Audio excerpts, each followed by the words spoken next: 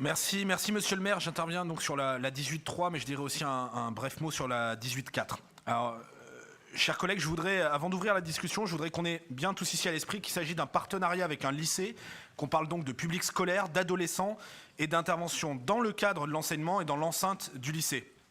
On nous demande donc ici d'approuver une convention de partenariat pour une action intitulée, je cite, « Interroger nos biais discriminatoires ». Et lorsqu'il est fait référence, dès les considérants au partenariat préalable entre le lycée Apollinaire et Sciences Po Paris, dont les dérives, qu'on qualifie désormais de woke ou de wokistes, ne sont plus approuvées, cette formulation peut inquiéter. Et c'est malheureusement à juste titre, je crois, que nous proposons dans cette convention une intervention dans la droite ligne de la théorie du genre, évoquant, je cite là encore, le genre comme rapport social,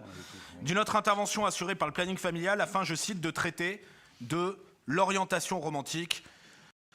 Que la question du sexisme ou du respect des personnes puisse être abordée dans le cadre de la scolarité, bien sûr, mais que cela soit sous cet angle, s'inscrivant clairement dans un champ idéologique précis, avec des interventions d'associations qui ont une dimension militante précise, je ne crois pas que cela doive être encouragé et encore moins soutenu par notre collectivité.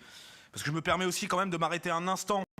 sur la dérive absolue du planning familial, qui est souvent présenté comme un acteur presque institutionnel, avec ce que ça pourrait sous-entendre comme neutralité, disons, alors qu'il s'agit d'une association très militante, très politisée. Et d'une association, je l'ai dit, en pleine dérive, vous nous sautiez à la gorge quand nous l'évoquions il y a quelques mois encore, mais désormais tout le monde a eu l'occasion de s'en rendre compte avec la fameuse plaquette présentant le désormais célèbre homme enceint, en couverture, mais aussi dans la même plaquette, toujours, cette femme voilée affichant son pronom inclusif, Yel, un dessin qui tient d'ailleurs, il faut bien le dire, du fantasme du gauchisme intersectionnel. Parce que je ne suis pas certain que ce soit parmi les femmes portant le voile islamique qu'on trouve le plus grand nombre d'adeptes de l'écriture inclusive. On pourrait tout autant s'étonner de voir d'ailleurs une association censée œuvrer pour l'égalité homme-femme, affichant ainsi une femme voilée, mais dans le néo-féminisme, en réalité, plus rien n'étonne. Je crois, chers collègues, que le planning familial est lourdement disqualifié pour aller ainsi intervenir devant des jeunes. Et c'est pourquoi nous voterons contre cette convention. Et même si nous voterons pour le dossier suivant, le 18.4, en revanche, eu égard aux autres actions, nous regrettons aussi que cette association en pleine dérive soit associée à la journée du 25 novembre contre les violences faites aux femmes.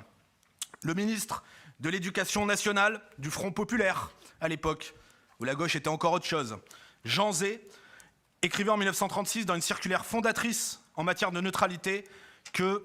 les écoles doivent rester l'asile inviolable où les querelles des hommes ne pénètrent pas. Je crois vraiment que nous devons rester des élus vigilants, aux côtés de parents vigilants, face à ces interventions d'associations poursuivant des objectifs idéologiques devant nos enfants.